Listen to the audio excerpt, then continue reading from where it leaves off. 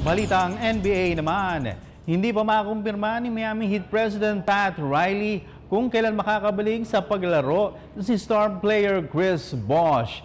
Ito ay dahil naging recurring ang kanyang blood clot issue ng 11-time All-Star na naging dahilan kung bakit hindi ito makalaro sa huling 29 games ng koponan noong nakaraang season.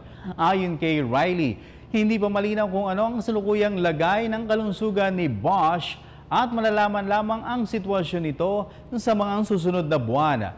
May 3 seasons pa sa kanyang 5-year contract sa Heat si Bosh na nagkakalaga ng $75 million. Noong Pebrero, na-diagnose si Bosh na may karamdaman pero hindi ipinalam sa media ang tunay na dahilan ng maagang pagkatapos ng kanyang season. Ito na ang ikalawang sunod na taon na maagang natapos ang kanyang season na nagsimula na magkaroon siya ng blood clot issues. Positibo naman daw si Riley na makakabalik kaagad sa paglaro si Bosh na nagpakita rin daw ng interest na makabalik sa playing court.